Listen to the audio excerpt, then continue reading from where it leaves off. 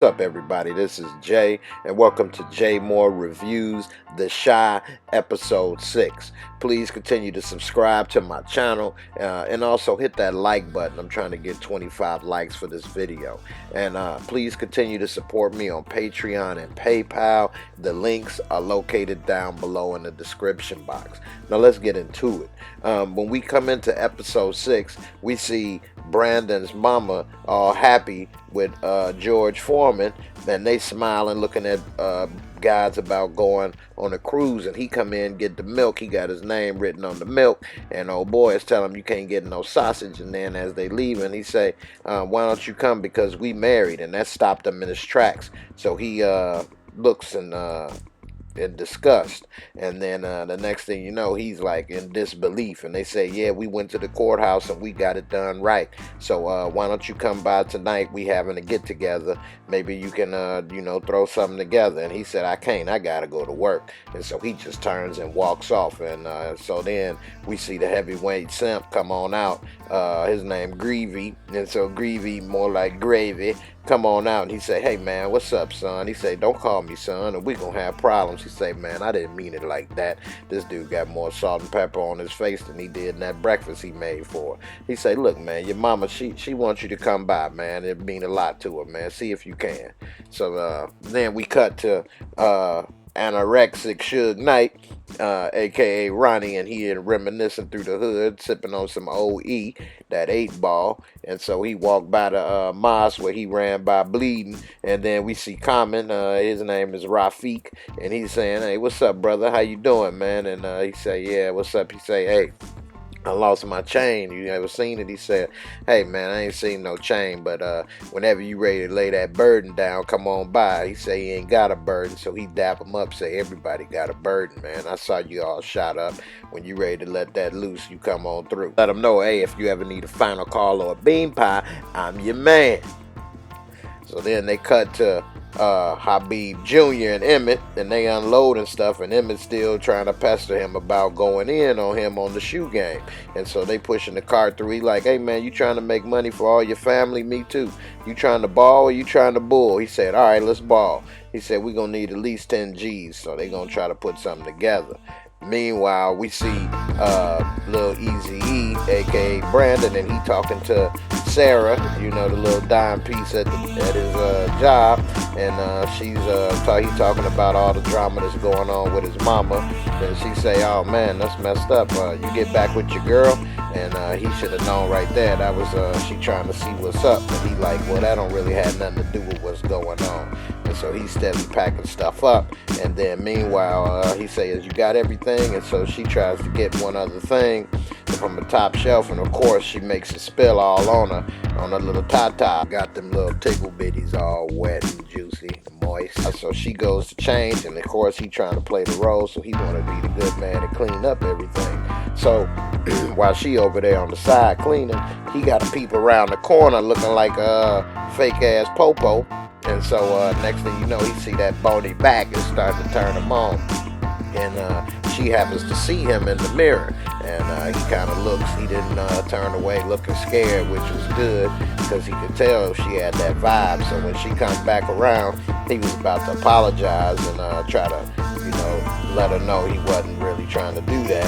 And she was smiling like, oh, it's all good, don't worry about it. And right when he was, his little muchacho, his buddy, come through, and he say that the chef was looking for him. And so when she walks away, when he says that, and then he's telling him, hey man, you got to be careful. People is talking about how you and Sarah is real cool. So he like, oh man. So he goes and he goes to talk to the chef, and the first thing the chef say with a mean mug is, hey man, can I trust you? And he like, yeah, of course, chef. He like, all right, good man, because I need you to handle this function today, and Sarah put one of your dishes on the menu, so we need you to handle that. So he's all happy, and she lightweight listening from the corner and hears everything.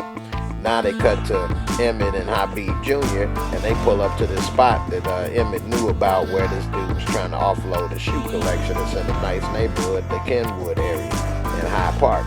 And so they roll over, and he say, man, let me talk to the lady, man, because, they hate y'all people more than they hate black folks. So he he goes and talks to the lady, and she says, yeah, go meet me around back at the garage. So they go in the garage and they open it up, and this dude had made like a little sneaker heaven in here, and he got it all set up on display, shoes on display, and they like blown away by all the shoes and everything, but they try to play it cool. And so he asks old girl what does she want for it, and she's going off about what he did and cheated on her and how she's selling the shoes. She lightweight was throwing them doomy eyes at him. And so he kind of plays it off, and he says, yeah, so how much is it? And so she says, what do you got? And so Habib Jr. tried to say 4,000, and she like, what? I won't take less than 5. He like, come on, man. She like, all right, we'll give you the 5. She like, good, and I'll make you breakfast. She dips off. Meanwhile, cross side of town, we see anorexic Suge Knight, aka Boog Knight, with that booger beard, Ronnie. He walking through the hood, and he's asking his friends, do they know any of Jason's friends or anything, or because he's trying to get the phone unlocked. And they say, why don't you go over to the park where he played ball? You might find one of his friends there. Maybe they can help you. Now we cut to Tracy, and she's coming out of her house getting ready to go to work. And so we see the detective, and he first thing he doing is waiting outside her door like a peeping Tom. And so he asks her, hey, where's Ronnie? You seen Ronnie lately? She like, I don't know, maybe. And so he like, well, I need to know, have you seen him? I'm looking for him. She say, well, he came by the other day. He had Jason's phone. He like, what he doing with it? She like, I don't know, don't care. So then we cut to grandma. She going through the grandma drawers, the grandma panties, having a fit. And then the nurse come up and she say, what you looking for? She looking for her nail kit. She say, I know you stole it. She like, it's right here, grandma. And so she get it. She like, come on, I'm taking you to get your nails done, girl. She say, it's the least I can do for helping my Ronnie. Boog Knight needed your help, girl. Then we cut over to the other side of town, where the hood, and we see OG Panama Jack. He looking out the window because he see all the dudes in the hood that rolled up. So as soon as he see that, he come out and sit on the porch. He trying to start something with the dog. And so then Trice and everybody walk on over saying, yo, what's up? What you doing? I want my bitch Daenerys back. And he like, the name's Evangeline now. And he like, hey, he's like, if you want her, come get her. So he tried to grab her, and the dog growl and snap at him. So he started laughing. And next thing you know, Reg pull out a gun, and he like, Reg, put the gun down. And why he do that? Pops is like, oh, acting scared. He say, somebody tell this fool what happened to the last dummy that pulled a gun on me. Like, Reg, chill. And Reg looking at him like, why is you so scared of this old dude? And so Pops say, hey man, you never got back to me about what I asked. He like, look, go back to Cuba, old man. He said, you know what? I was bored back then, and I'm looking to do something else. And he say, hey man, you can't just come back and take over. And while they talking, he see his old school pals. They creeping through the grass, trying to come back, looking like they was on a ghost recon mission or something. And so he pops up, and now he know his distraction effort is over. And he say, y'all better get up off my porch before I have my bitch take a chunk out of all your asses. And then he walks back inside, wasn't scared of the thing, and they look stupid. Meanwhile, he goes inside the house. He say, what's Trice got over there? And they tell him all the guns he got in there. He say, we gonna make a move for them guns. I want them. Meanwhile, we cut to Emmett and Habib Jr. And so they doing inventory on the shoes and everything, and then he gets hit up saying, I gotta go pick up my son. He say, hey man, all this money I used, I borrowed it from Habib. And he's like, man, why you ain't tell me that? He's like, it's all right, we'll make the money back. He's like, all right, well, let me try something. So he goes home and try to make phone calls to arrange a way to sell them fast. Meanwhile, we see Ronnie, Boog Knight, and he's running over to the basketball park, and he's asking dudes if they know Jason and if they can unlock the code. And dude like, man, how would I know his code? Why don't you ask his girlfriend? And then he tell her where she is. Then they cut over to Brandon, and he's at this function that they wanted him to. He hooking up the food and everything. And Sarah, she straight giving me the doobie eyes the whole time, all in his grill. Like she want to get laid up on the plate. And have him put some of his gravy, his special sauce, all over her. And so then we cut over to grandma, and she's talking to Nurse Jada, and she's asking her if she got anybody she bumping uglies with, and then she tell her she always got her son in her prayers, and so she's smiling and she happy, and then she put the fear in her and say, you better find you a man, because when you get my age, it all dries up. And then she got scared that gap wasn't showing no more. Meanwhile, we see Emmett, and he doing the dumbest thing I ever thought imaginable. He got a truckload of shoes parked up under the damn expressway by himself, talking about cash only. So now he got product that's valuable and nothing but cash, with a baby, no guns, and he wearing a Belle Biv DeVoe tight ass overalls. I ain't know nobody even wear that no more. With an army tank top, looking like another bad creation. And so he's sitting there with no customers, and then all of a sudden they start to roll up. He even got the cops trying to buy some. Then he got a little cutie coming through, and he's all smiles. He even saying, call me, like he need another baby mommy. And then the next thing you know, a dude roll up in the cutty, and a big ass baby Huey come over. Like, how would he have all these different sizes of shoes when he bought it off of one guy? If you was buying it off of one person, he would only buy the size of shoes that he wear. But anyway, this dude is asking him, why you trying to penetrate me, man? He like, what? Penetrate you? He like, you trying to penetrate the fraud. These is fake. He like, man, you mean perpetrate the fraud? He like, I know you ain't trying to correct me, man. And so the next thing you know, of course, this little damn crybaby start crying. He pull out the gun and end up robbing him. Of course he would have got robbed. He should have sold the damn shoes on eBay or something. The only way he could have sold them on the street is if he was plugged in on the block or part of a gang or something, or Reg or one of them.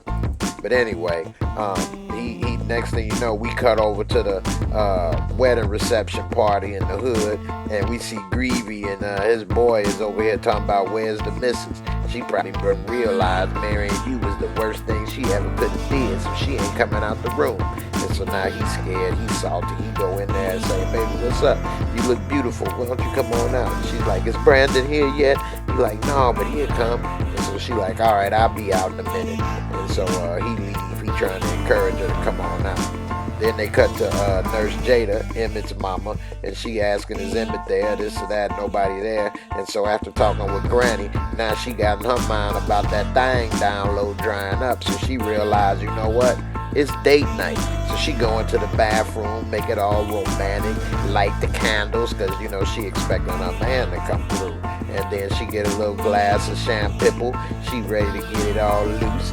She gets in the tub, and then next thing you know, her man come on through. Long Dong Silver. And so she got Silver, he got his little fluid blushing, and then next thing you know, she stick down Long Dong Silver down low, and the toes start to curl, and she lean on back and let Long Dong Silver go to work down there. And that's the best date she done had in years with old Silver. Hi, old Silver. Oh, wait.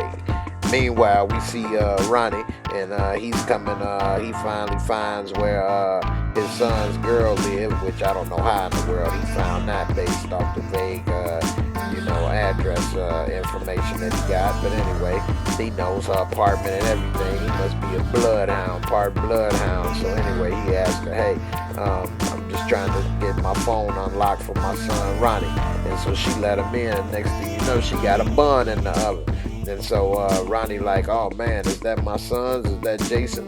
And so they sitting there and they talking on the phone, at the table, and he say, hey, does his mama know? She like, yeah. He like, could you unlock this phone for me? And so she unlock it finally. And so right when he walking out and ready to check into it, we see Officer Cruz come through, and he hems him up. I don't know how he found that's where he would be. This is some amazing cop work and detective work. But anyway, he takes him to the station, and he's showing them the pictures of Coogie and how he got killed, and telling them this and that. And then he's saying, I'm on your side. You need to let me know what's going on. And then he's saying, hey, you got this phone. You don't want it in the wrong hands. Why don't you give me the code? Why don't you unlock it? Let me try to find out who killed your son. So Ronnie gave him the code and gave him the phone. Meanwhile, we see Habib Jr. and he pissed at Emmett, talking about, man, you done lost the money and the shoes. Man, that was stupid. I shouldn't have trusted you. He like, how I'm supposed to know they was fake, and he was doing his cheating his mama and his people about the shoes. shoes. He like, man, now I'm screwed. He like, don't worry, man, I'll fix it. He like, man, that's what you always say. Then they cut over to Lil Easy, and he's sitting there with Sarah, and so she brings out some champagne trying to get him loose. And she like, congratulations, and he's like, well, thanks. And she like, he like, what you gonna do with all the food? She like, probably throw it away. He like, why don't you let me have it? She like, what we gonna do? What you gonna do with it? He like, I'll show you. Come with me. And so he takes her to the party. They set up the catering and everything, and so they got the party set off, everything, and mama come on out. She happy, everybody happy. Gravy, he Gravy, he telling everybody how he used to be the heavyweight champ with the heavyweight simp. And so everybody happy. They getting beers. Gravy then gave him heinies and everything. And so then he gets up and he's ready to do a little speech, a toast to the newlywed couple, and saying how he glad that she happy. And then Gravy get a little kiss. He probably was happy to kiss her in real life. He don't get no kisses from nobody that cute in real life. He glad they put that scene in the show. And then we see Sarah, and she all smiles. She's starting to feel Brandon and get a soft spot for him, and maybe even a wet spot, if you know what I mean. So then meanwhile, we click on over the OGs, and this is I'm Gonna Get You Sucker Part 2. And so they creeping around the corner. They about to sneak up into the spot. And of course there's some dude half high laid up in the doorway. They pop him real quick. Then they go into the back. They see a dude sitting in the chair. He half high asleep with headphones on with his head to the wall. And they see another dude in the room sleep. Next thing you know, it's a train going by. They cut to see out here, and you see the flashes go off in the room, and they kill both of them dudes. And so then they cut on over to Easy, and we see Sarah. She's all getting in good with the mama, and then they talking in the front. He's saying, hey man, thanks man, I appreciate it. And she's saying, yeah, they look really happy. He say, hey, about this morning, are we still good? She like, yeah, of course, we still good. And then she leans on in and give him a little kiss. And so now he looking like surprised and everything, and he kind of stone-faced. So she like, I'm sorry, I shouldn't have did that. And then he does the smart move and grabs her, and then goes in for it and plants one on her. And then so they start kissing, making out in front of the house. Hopefully since they got rid of that food, there's some room in the van for them to seal the deal. Meanwhile, we see OG from American Gangster, Paparazzi, and he Panama Jack, he got on his killer clothes on, and he in the back, and he's directing traffic for them to back that van up. They pulling out all the guns. They done robbed the dope spot, the stash house for the guns. And so they packed everything in the back of the van, and next thing you know, now he the one with the power. I guess he got the juice now. And so that's pretty much how that episode ended. And what's tripped out is, he lived directly next door. They know it's gonna be him. They could easily just all of them bum rush inside and kill him. So I don't know what he gonna do. Maybe he gonna move from there and order to protect his life. They showed that he started to recruit Emmett on his side in the previews for the next episode. So I don't know. We have to stay tuned. In the end, thanks for watching. Subscribe to my channel. Continue to support me on PayPal, Patreon. Check out these other videos. You may find something that you missed, you like, and I'll see you on the next one. Peace.